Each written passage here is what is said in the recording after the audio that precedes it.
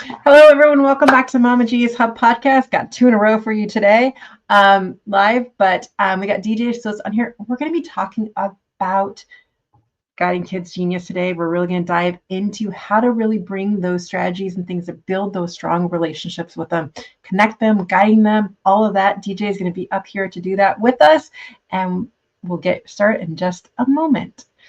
Of course, I was ready. Welcome to Mama Genius Hub Podcast, where we support moms with big dreams, from entrepreneurship to personal aspirations. I'm your host, Michelle DeKeyser, and I'm here to help you unlock your potential in all areas of life. Join us as we explore strategies for thriving in motherhood while pursuing the dreams, the key to actually unlocking your genius. Subscribe now and embark on a journey to realize your fullest potential. DJ is an early childhood specialist, parent coach, and host of the Imperfect Heroes podcast. I'll be on there shortly. With 20 years of classroom experience and a deep passion for supporting families, DJ helps parents of young children navigate the challenges of early childhood with confidence and love. She specializes in teaching practical strategies for building stronger relationships, instilling values, and fostering resilience. We definitely need to dive into that today. DJ is also a sought-after workshop leader and public speaker known for her compassionate approach and actionable advice. Through her podcasting and coaching, she empowers parents to embrace the imperfections of parenting, yes, while creating a joyful, thriving family life. Welcome to the stage, DJ. We're so happy to have you today. Thank you. It's so fun to be here. Oh, I love it. And I love your Christmas sweatshirt. I feel like I should be wearing something Christmassy too. But before we dive into the question I have for you first, I just want to know your why behind wanting to do this.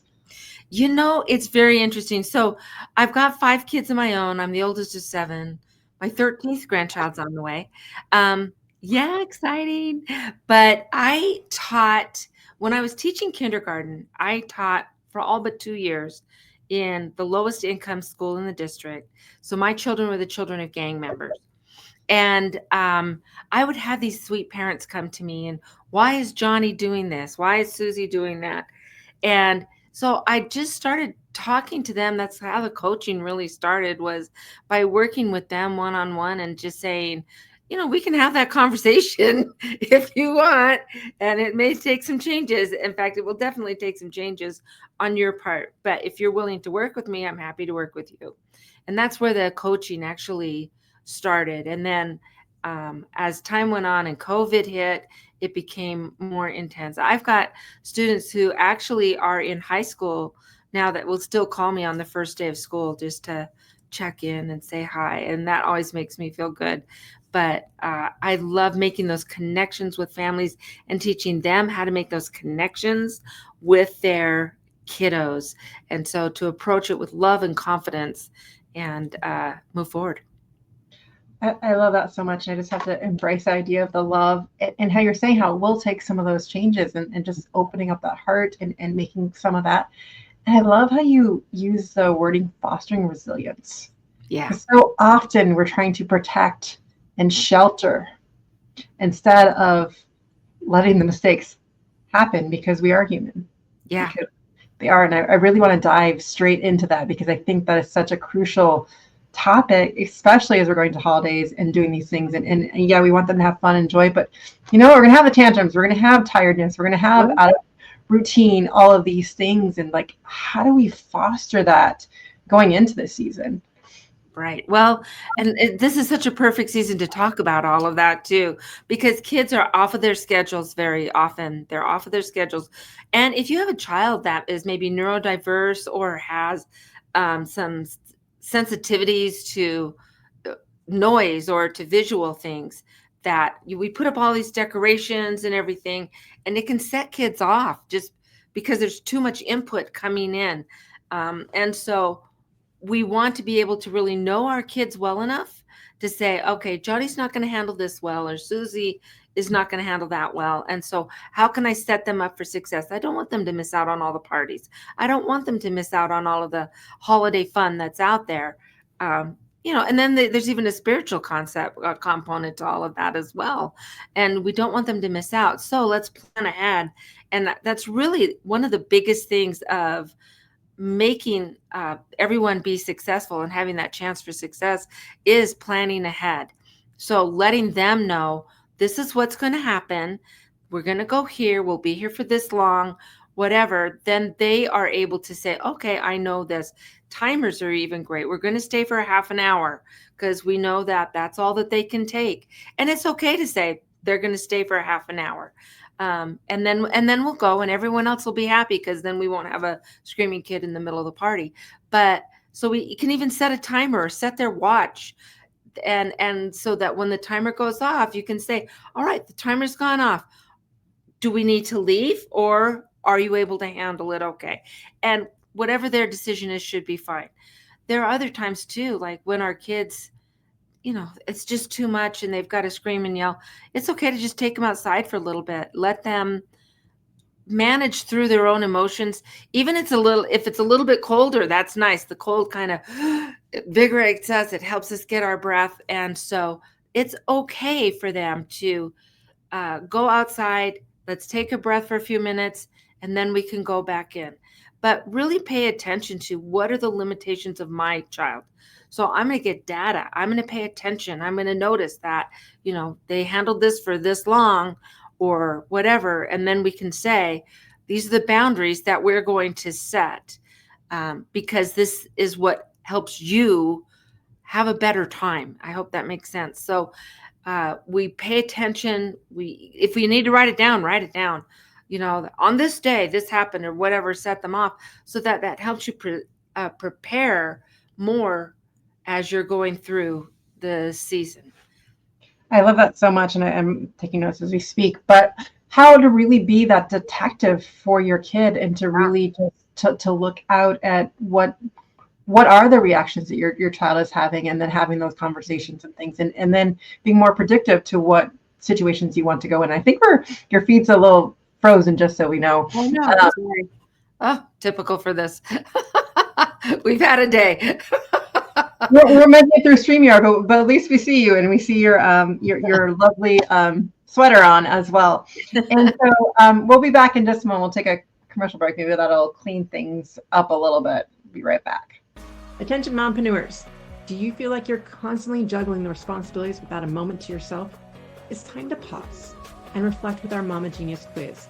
Tailored for busy mamas like you, this quiz will help you identify what's blocking your path and inspire you to harness your unique strengths, transform how you manage life and business, find your rhythm, and ignite your joy. Visit mamageniushub.com today to discover your Mama Genius. Again, that's mamageniushub.com. And we're back. You're here with us, I hope, still, but still frozen. That's okay. We'll move forward. Okay. We're all good at this point. You know what? It's the wording, it's the messaging, it's the showing up where we're at, and we're gonna keep moving forward. Well, that kind of goes with our message of go with the flow and kind of making things work even when it's not perfect. And there have been a couple times that I've been cut off a live stream and the guest has taken over, and so you know what? We roll with it here. We are. So, but we were talking really about that resiliency, and we went back to when they're off schedule and stuff. And so honestly, actually, I think this actual episode, actually, you know what? I'm not going to say anything because my brain's not working right now. But what we're looking at the resiliency and the kids, and you're also talking about how do we build those stronger relationships. I loved how you were talking about boundaries and setting those boundaries for our kids, because I know that will help with the relationships. What else can we do to dive in and really create those foundational relationships with our kids? Yeah, so I have a workshop, and then I do some public speaking too, and one of my talks is called Meltdowns Are My Favorite. And it's maybe approaching things with an understanding that when our kids fail at something, and whether that's being able to keep it all together at a party or at the store, or they're trying something new and they fail, they fall, they whatever. But when you talk to the masters of industry, so to speak, they will say they learn far more from their failures than they did from their successes. And that is true, I think, all throughout life. And so when we have a quote unquote failure, it's good for us to sit back and say, oh, I've got something to learn here, or my child has something to learn here. So how can we make this work better? We want to make it developmentally appropriate. So what's age appropriate is not always what's developmentally appropriate with our kids. So we want to see them for where they are right now, and then what's the best thing for them at this time. So maybe it is getting them a time to calm down, or setting boundaries. We don't speak this way. We don't behave this way. We can remove ourselves if we're feeling overwhelmed.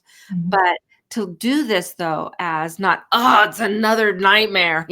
Oh, they're doing it again, right? But to say, oh, okay, here's an opportunity to learn. It's an opportunity for them to learn, and it's an opportunity for me as mom or dad to learn about how we can help our kiddo manage through it, give them the tools to do better next time, or to turn it around even in the middle of it. And so we look at it as an opportunity. Oh, okay, we're going to learn something here. And you move forward with that, it really changes the whole dynamic. I totally agree with that. And I think a lot of times we give the word failure a bad rap and Yeah. mistakes. And I mean, they are actually parts of life. And I know we'd rather not, like if we were learning to play the guitar, rather go from not having those mess ups to like just being a professional guitar player, right? But that's Yes. not reality. But we kind of coined that for ourselves somewhere along the lines of after our kids are walking, like every time they fell, it was so cute. But then the next steps are always a little bit harder. Right. But my point was there was something Sarah Blakely, her dad always did around the dinner table that I've taken on at times, not always, but we've had the conversation a lot. What is something you failed at today? And like you had to have a good story and something. And so I think it's really the way that we look at things really is where that perspective change comes into play, because when we celebrate those and realize that these are life lessons and something to learn from, then we're not so afraid of doing it wrong, and wrong might actually teach you to do a better way anyways from that lesson. And I think I love how you're talking about the resilience and everything, and the key here is learning the tools that come from the failure. Absolutely. And saying, "Oh, so what did we learn here?" Asking your child, "What did we learn about this? This didn't go so well."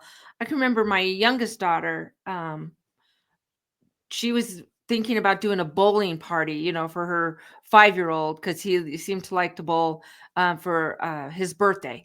And so Nana and Poppy, my grandkids call us Nana and Poppy, and we went with them bowling, and we found out that he is really good for one game of bowling. You go into a second game, whoa, that didn't turn out well. And so I could see my daughter kind of getting flustered and worried. And I'm like, no, this is all good. We've learned something here. He can play one game of bowling very well. So when we plan the party, we're going to plan it for just that one game. And I could just kind of see her calm me down a little bit, like, oh, you're right, And so um and and so I think as we look at that and look at those opportunities, and recognize too that it's really, really important for us to have boundaries. Super important that the kids know what to expect, and that those boundaries don't depend on whether mom or dad had a bad day, or whether they're feeling well, or they're tired, or they're hangry, or whatever, but that the boundaries are there, period. The fun thing is that when you invest that time in the front and letting them know, yeah, mom's really tired, but this is still the rule, right? Eventually, they'll get to that point where they know that and they won't challenge it. And you can be sick, or you can need to decompress, and they will say that, oh, mom needs that space, but this is still the boundary. And they do pick that up. It takes some time. It's not going to happen overnight. But when they are able to see that, and you don't have to be an ogre about filling those boundaries in. It's like, yeah, no, we don't do that. Well, fine, I'm just going to throw a fit in the middle of the grocery store. Well, you can throw a fit in the middle of the grocery store, but we're still not getting the Cocoa Puffs, right? Um, that's the boundary that we're doing. And so you can do it in a kind way, but you're still firm. You don't have to scream and yell to be firm. And our kids will learn to take that attitude on then as they go to school and to do things, when we establish that as part of our family dynamic. Oh, I love that so much. And it's so true that we don't have to do it that way. And a lot of times our reaction first is to just yell. But again, it's a practice. And it's also, I love how you're putting it like with that resilience. I want to put that out for the moms too. It's also giving yourself grace because Oh, you're human too. And if you do yell at that moment, right. okay, not a complete failure, right? What do we learn from that and how do we do it different? And I just love to bring this up too, is that a lot of times it's us then showing them what we do after the fact, like Mm. after he yells, when we go apologize or we go show Mhm. them what we were feeling and how we're thinking. Again, we're human, it's going to happen. It's a, how do we regulate ourselves and be that role model for our kids? Absolutely. And I don't know if this has happened to you, but it's happened to me. And I've got this like really big personality, oldest of 7, 5 brothers, just big personality. And there have been times when I have been after my kids and I'm thinking, wait a minute, when did I start yelling? I have, I didn't mean to start yelling, but all of a sudden I catch myself and I find myself yelling. And so then I have to stop and say, wait, I have no idea when I started yelling. I'm still upset. We're still having these boundaries, but I'm going to go get a drink of water. I'm going to do whatever. I have no. Did you notice I was yelling? That's been a fun one too. Yeah, we noticed. And so it's like, yeah, okay, let me take a breath. We'll come back. We'll talk about this. But even as soon as you catch yourself doing, whether it's language you don't want to use, volume you don't want to use, body language that you don't want to use, because some of these things are just so instinctual and they're so habitual that you don't catch yourself until you're into it. And you don't have to say, well, I have to finish my point. No, you've made your point quite well, I'm sure. And so just the better point is to say, whoa, wait, this is not how I meant to say. This is not how I meant to present myself. This is not how whatever. And then stop right there. Let the kids see you do that. And then back up and say, let's start over again. Or let's take a breath and then we can move on. When kids see you doing that, it really sends such a strong message, and it allows them to see, oh, mom screws up sometimes, dad screws up sometimes. My podcast is Imperfect Heroes. There are no perfect parents. If you're a believer, even Mary and Joseph were mortal. So it's so we hold ourselves to the standard that doesn't exist. It's impossible to obtain. So we continue to try to move forward in a positive way, recognizing our mistakes and then learning from them and overcoming them, and talk about teaching your children resilience. I love that so much. And I was picturing as you're talking, just like how we've always put parents on pedestals or we put people of authority on pedestals and we try to put them higher up, which isn't reality. And that's what lowers our own self-esteem, our own belief, our own worthiness when we do that. And so the more that we show our kids that we are part of the humanness of it all, and we do make mistakes and we do have, but again, it is always, what do you do when you fall? How Mm-hmm. do you pick yourself back up? And that's a lesson you really want to learn for yourself and role model for your kids. So true. So true. And I think too, if we don't get upset with our kids when they they thought they liked these shoes, but then they get them home and after a week you realize these shoes are hurting the feet of my child because they're the cool shoes, or they light up, or they had the glitter, or whatever it was, and they weren't quite the right size, but the kids wanted them so badly. So how are we going to manage through with that kind of a event of quote unquote failure? How do we help them manage through?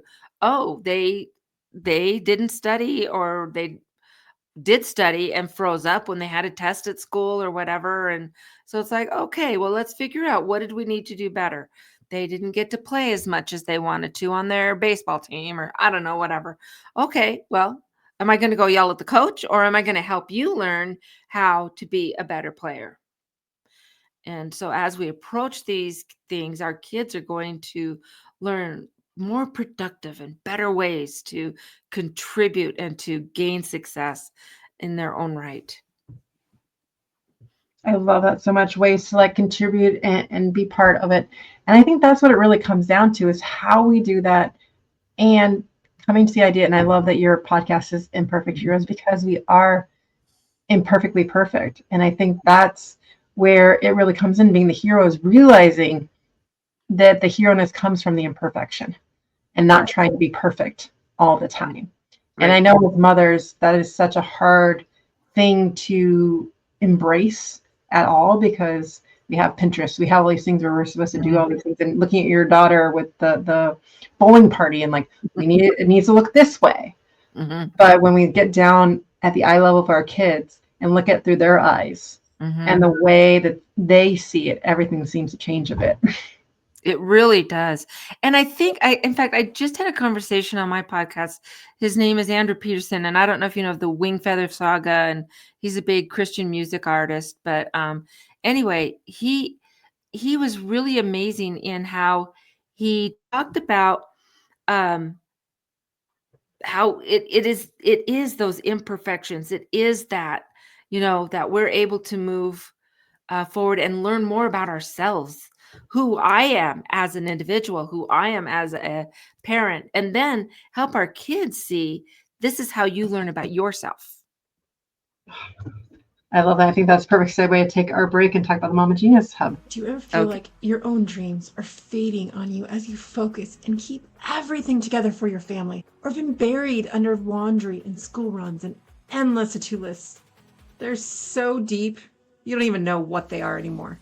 The Mama Genius Hub is here to help you uncover that part of you again. Maybe you felt that pull to start a passion project, return to a hobby you once loved, or pursue a career that lights you up, but you're so caught in everyone else's needs that you keep slipping through the cracks. In just 15 minutes a day, our mini courses will help you reconnect with those dreams while finding a new rhythm in motherhood's beautiful, messy life. And best of all, you'll be doing it with a community of moms who truly understand the juggle and the joy. The Mama Genius Hub is a community who've been there and are here to support and inspire each other every step of the way. It's time to rediscover your spark, live in your genius, and inspire your kids by showing them how to follow their own passions. Join the Mama Genius Hub today and start creating space for you again without guilt and doing it solo. Come to www.connectingmamas.com for more details. And we're back. And I'm loving this conversation so much about the imperfect and everything, but which also kind of leads me into our final question for you today, which is, what is a common misconception about motherhood you think holds many moms back from truly stepping into their genius? I think there might be a couple and the first one is, I can do it all. Oh yeah. I can do it all and I can do it well. And that's just a load of hoo-ha. It's wrong. And so when you hold yourself to that standard, that's unachievable. But it's okay to say, yeah, my son wants to play football. All right. When we say yes to something, that means we're saying no to something else. Every time we say yes to something, what are we giving up for that? Maybe it's some dinners at the table. Maybe it's our Saturday weekends, or maybe whatever it is. But be really upfront when you're taking on something new. Really be upfront about and think about it, and maybe even write it down. Have a discussion with your spouse or and your kids. If we take this on, if mama takes this on, if daddy takes this on, if Joey takes this on, what is the whole picture of that? And so everyone sees what the expectations are and what we're giving up.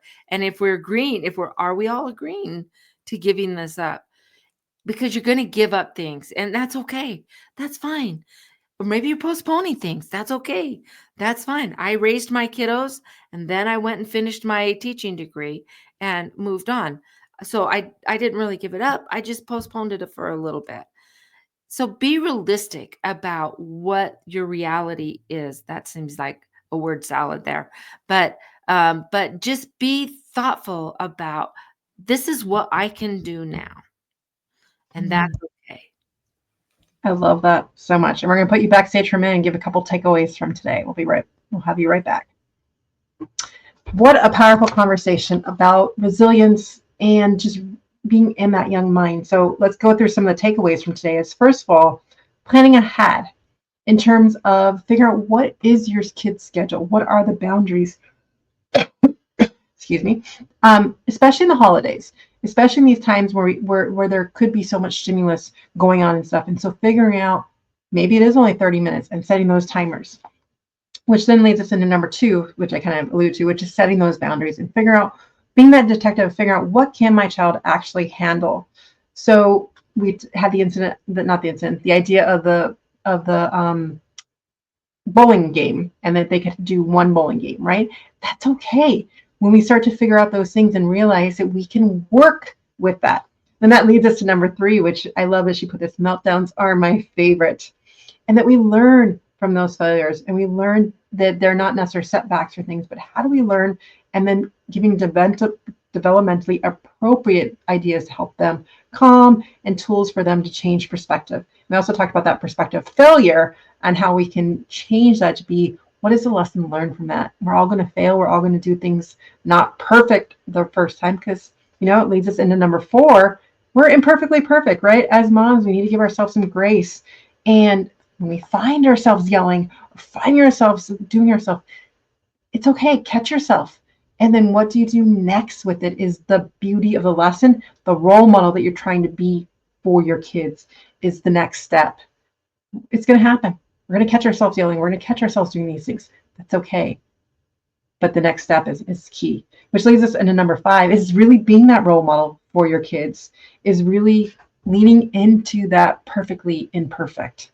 And what does that mean for you? How are you finding out who you are and how to discover who you are? Then you can show your kids how to discover who they are. I'm going to bring DJ back for her takeaway. Oh, no, we don't see you, but can we hear you? Oh, no. Of course. Well, give us your takeaway, why we have the black screen. Well, so part of my takeaways is that just give yourself grace, give your children grace, and then you will find that your life, once you have your own values and your own goals set, and then a plan on how we as a team are going to get there, whether those goals are for yourself or for your family or for your child, let's see what we can do it as a team and move forward in that.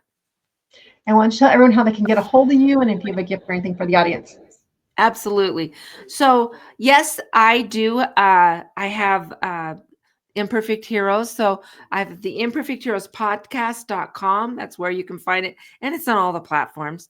And then I also have my coaching website and all of that stuff. That's imperfectheroes.net is that. And so there's that. And then too, if you want to come on and want to spend just 50 minutes just talking to me, feel free. You can always go and I have my Book Me account. That's my calendar. And if people want to come on and register, I would love to just spend 50 minutes with you and let's share ideas and see what's going on with you. And I'd love to offer that to your listeners. I love that so much. Thank you so much, DJ. Thank you so much for joining us today and really diving into what kind of connections we can actually make with our kids. And I love that you use the word resilience so much, because it really isn't about the perfection of it. It's about what happens after and the resilience of how do we get those tools in our toolbox for ourselves, and then we can model that for our kids. So thank you so much for joining us today, and we'll see you all on the next episode. Bye, everyone. Thank you for joining us in today's episode of the Mama Genius Hub podcast. If you found value in our conversation, please share this episode with another mama who might benefit. Sharing helps us build a supportive community and reach out to more mamas like you. After all, it's more fun when we do motherhood together. Until next time, stay motivated and continue to pursue your dreams as you shine in your genius.